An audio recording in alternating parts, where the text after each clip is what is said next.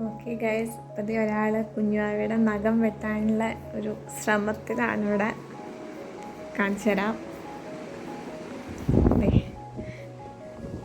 നല്ല ഉറക്കായിരിക്കുന്ന സമയത്ത് നമുക്ക് നഖം വെട്ടാൻ പറ്റുള്ളൂ. ഈ കുഞ്ഞു പിള്ളേർ നഖം പെട്ടെന്ന് വളരും.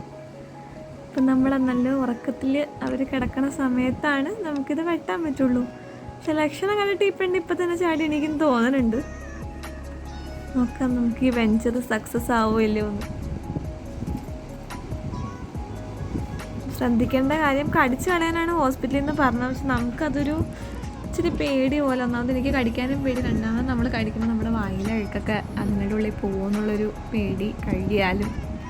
പിന്നെ ന്യൂ ബോൺ ഇത് കിട്ടും നമുക്ക്, ട്രിമ്മറും നെയിൽ കട്ടറും. നെയിൽ കട്ടർ ഞങ്ങൾ യൂസ് ചെയ്ത് നോക്കിയിട്ട് ഒട്ടും തന്നെ അത് യൂസ്ഫുള്ളായിട്ട് തോന്നിയില്ല. നല്ലോണം നഖം ഉണ്ടെങ്കിൽ ട്രിമ്മറോട്ട് യൂസ് ചെയ്യാനും പറ്റില്ല. ഞങ്ങൾ തന്നെ ഞങ്ങൾക്ക് കണ്ടുപിടിച്ച സൊല്യൂഷനാണ് അഡൽട്ട് നെയിൽ കട്ടർ ഉപയോഗിച്ച് തന്നെ വെട്ടുക. പക്ഷെ നമ്മൾ നല്ല കെയർഫുൾ ആയിരിക്കണം, കുഞ്ഞു കൈയല്ലേ. അതുപോലെ തന്നെ പേഷ്യൻസ് വേണം നമുക്ക് നല്ലോണം. പിള്ളേർ നല്ല ഡീപ്പ് സ്ലീപ്പിലാണെന്ന് നമ്മൾ ഉറപ്പ് വരുത്തണം.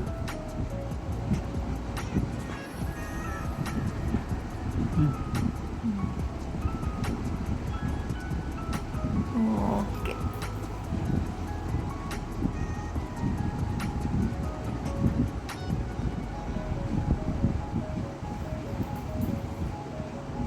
കണ്ടോ, അതേ ക്ലീനായിട്ട് നമ്മൾ നഖം വെട്ടി വെച്ചിട്ടുണ്ട് കുഞ്ഞുവാവയുടെ.